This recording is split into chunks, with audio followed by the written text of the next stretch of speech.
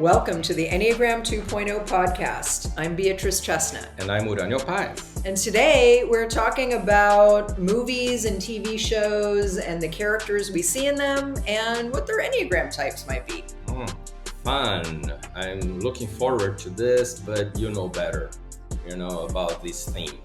So I'm wanting to hear from you mostly. I think you're really good at this theme, but like you say, sometimes you don't always know the names for the American movies, and you maybe don't know the TV shows as much as I do because I'm a little more of a TV addict. Right.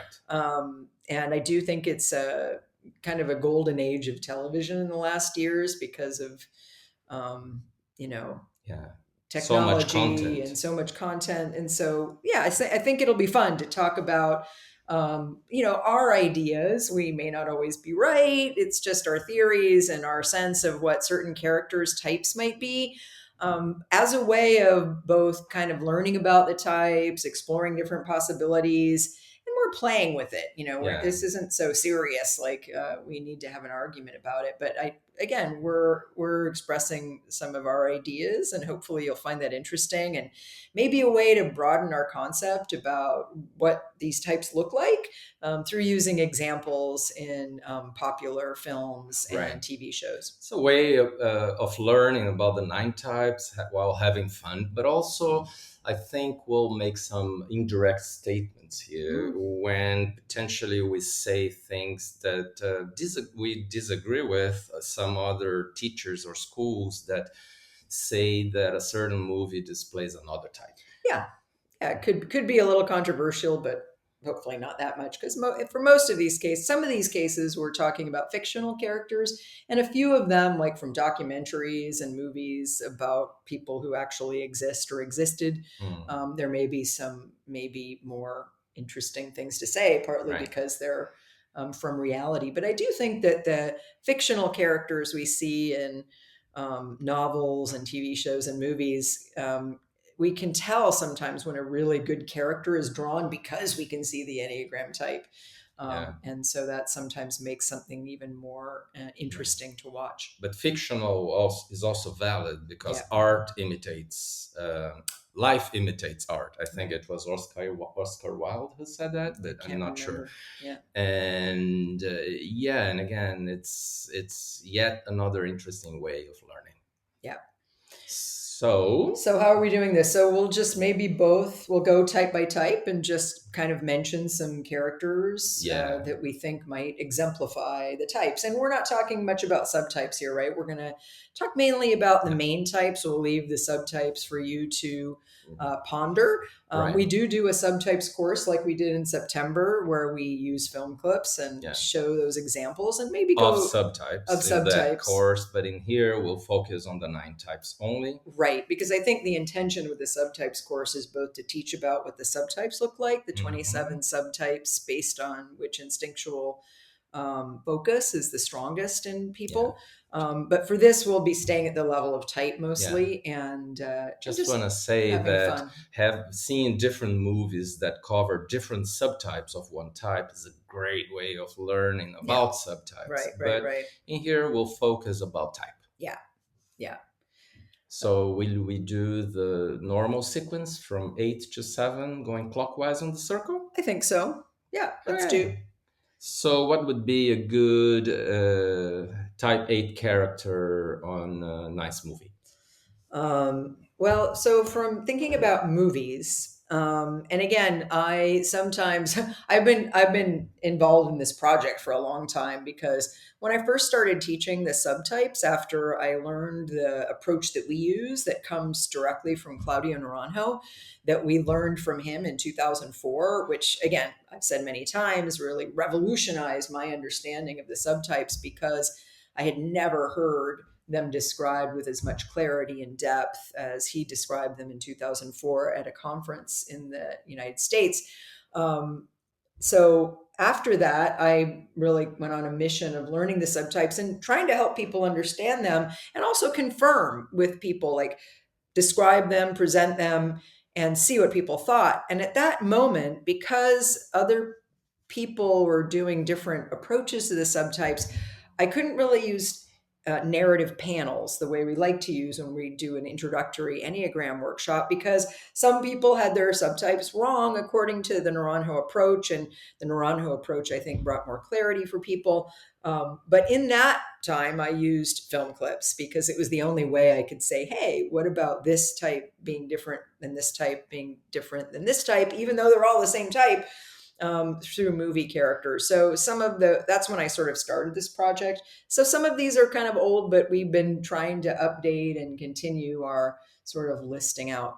So just to give people a little bit of background. Okay. But I know you're also very good at this. Now, maybe I know more about the TV shows because you're not as into all the TV shows I'm into, although you're into a good TV show. Maybe we'll talk about Scandal. I know you watched that recently. But I think I'll include TV shows as well. Okay. So about eights. And as to TV show examples, many people tell us that they love Ted Lasso, and I have my favorite character there, Yes. who I think is an 8. Would you like to mention that? Yes, and my favorite character, I think many people's favorite character in the TV show Ted Lasso, is Roy Kent. And I love that guy, played by Brett Goldstein, who was a comic and became a writer on the TV show. And I love the story. He was a writer working with Jason Sudeikis, who is also a comedian and a comedy writer.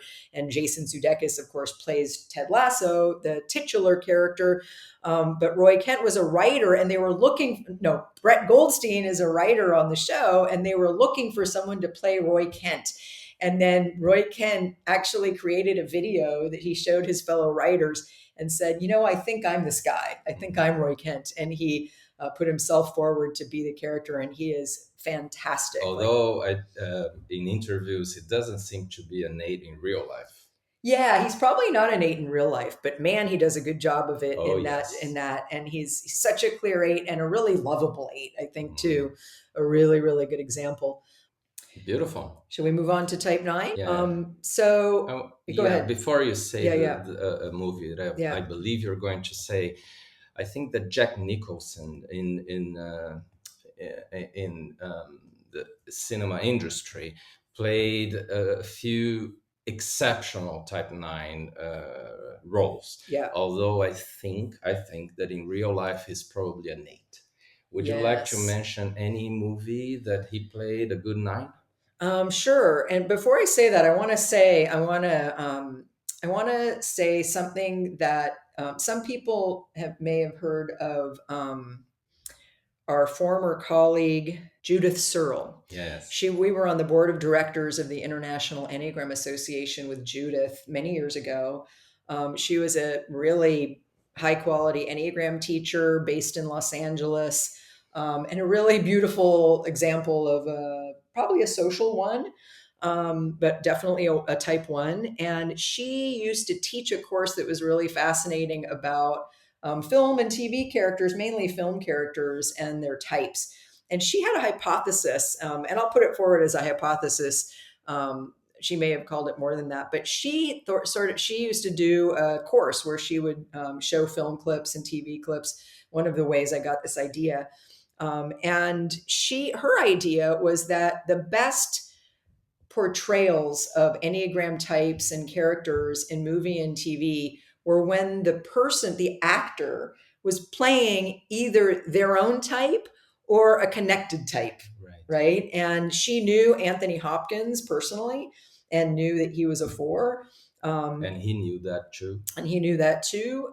And so we'll probably talk about him as we go on. But I do think that I agree with you. Jack Nicholson is probably an 8 in real life.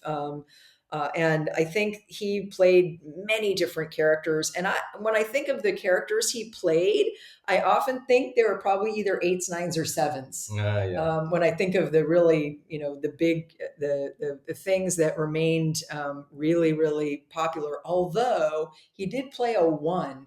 What was that movie? I'll think of the name, where he played a very neurotic type 1 character. I'll remember it. It was with Helen Hunt and Greg Kinnear, and we'll think of it. But the one I wanted to talk about for type 9 was the movie About Schmidt. And I think he played a really, really great 9 in that, and really clear, and really, if you watch that, you'll learn a lot about 9 in Yeah, his just to get character. back to that, I think you were mentioning, you're referring to As Good as It As Gets. good as it gets. Yeah, Yes. as a 1, but go back Yes. to about Schmidt Yes, but let's stay with as the 9 9. Yeah. before we do one about Schmidt, and it's very funny. And I just I think the writer, because it had to be there. It starts with the writing often, and then extends to good acting. But about Schmidt, he plays a character, this guy Schmidt, and he's such a clear 9 and a great example of it. So if you're really wanting a good character study of type 9, that might be him. Okay, so should we talk about type 1? Yeah, I think so. One that I like is Louise Fletcher playing the nurse in One Flew Over the Cuckoo's Nest. Yeah, that to me was a character I mentioned in the past as a type 1 Nurse character. Ratchet, right? Yes. Yes. Oh, you remember all names. It's amazing. Well, not all names, but yeah, she is a great and kind of, again, I like things that are mixing it up, because sometimes, like, I think Gandhi was probably a 1, right? So, but not all Yeah. ones are Gandhi or Nelson Mandela. But And I think Nurse Ratchet is a good example of a 1 that's like goes too far and is really harsh and punishing. Right. It's good to get kind of a mixture of the upside and the downside, the caricature and the fully developed character who grows through the course of the movie. I think we can learn from all of these things. And sometimes the examples we give may be more of a caricature, and sometimes a more deep portrait. Right. But I think we learn from seeing all of these things. Right. Okay, so 2s, I would say. I also think that there are some places we can look to see more of the dark side of 2 that sometimes we don't always hear about at Enneagram workshops or Enneagram presentations, when they, and it's sort of my thing. I'll try not to get on my soapbox right now. That sometimes 2s are described in sort of simplistic ways as givers or helpers or just sort of altruistic. Maybe the prototype of the Southern belle or the Southern woman in the U.S. South. Sometimes it's a little bit sort of the positive side, but I think there are some movies that show the dark side. For instance, I think The Manchurian Candidate is an old movie where Angela Lansbury plays a character who's a 2 who has a very big dark side, and you see more of the manipulative side, more of the presenting a false image, but doing things behind the scenes to control what's happening. I think you see that in her. Yeah. Right. Okay, so shall we move to 3s? Yes, please. Okay. So 3s, I think one character that we both really like is Niki Lauda. Oh, yeah. In the movie Rush. And it's a movie about race car drivers, and especially a kind of competition between 2 high-level race car drivers in Europe. I think it takes place in Europe. Niki Lauda, Formula One, right? Where he plays a 3, and then the other character, Chris Hemsworth, I think, plays. I might have the wrong Hemsworth, but he plays sort of, these 2 guys are really high level. The other one is a 7. The other one's a 7. Yeah. So between a 3 and a 7. And I like the Niki Lauda character because he's sort of really, really focused on being the best and doing anything, and very, very focused. Probably not a social 3, because he's not so much about sort of being the star in a big way. He's more about really being the best and knowing a lot and doing a lot, and really, really going for it and feeling this big calling to be a race car driver. Yeah. 4s. I think that there is an old movie with Anthony Hopkins that is very little known. It's called Slipstream. And he directed that movie and invested on it. It is sort of a cult movie. And I believe that movie is the movie where he shows his fourness and what goes on in his head in ways that are really complex. And I suggest that movie for people who want to understand a four, knowing he's a four and talking about his own experience. Interesting. I haven't seen that one. I need to see that. Yeah, it's a different movie. Very different, sort of more of an art movie, maybe. Yeah. Yeah. Okay, so we move on to fives. I want to start with a more recent movie, but directed by Wim Wenders, and this character played by Koji Yakusho is a great example of a five. Yes. I recently watched that movie because you said that. It's called Perfect Days. The movie is called Perfect Days. And if you really want a feeling of what a five's life is like, I think that's a good movie because it's very slow and it sort of follows him just as he's living each day. And it's very beautiful in many ways, a little bit more on the slow side, but very beautiful and well made, and definitely a five, probably. Very clear. Okay, so we go on to six. Sure. So I remember a character that Claudio Naranjo actually pointed out as a good character study of a six. It was from a very old movie, but it's also sort of one of the great works of literature, War and Peace, written by Tolstoy, of course. But there's a movie version. It's very old. And Henry Fonda played Pierre, who was pretty clearly a self-preservation six, one of pretty much the main character of that. So should we move on to seven? Please, yes. Okay. So type seven, movie Terms of Endearment, which many people may know, or a really good movie, tearjerker, with Deborah Winger and Shirley MacLaine. In that movie, speaking of Jack Nicholson, he plays a character named Garrett Breedlove. And he lives next door to the Deborah Winger character, or maybe the Shirley MacLaine character. But he gets romantically involved with the Shirley MacLaine character. He's a former astronaut and he's a super playboy, in the movie. He's a great character. So I think he's pretty obviously a seven. Okay, so then this has been fun. Yeah. Thinking, and again, we always want to add to our list, so we'll keep working on it because I think it's a fun way to kind of play with and communicate about what the different flavors of characters and people, how they show up in the world through the lens of the Enneagram. Right. I hope our listeners have liked it. Yes. So thank you for joining us for another episode of Enneagram 2.0. We hope you'll listen or watch again next time, where we talk about all things Enneagram.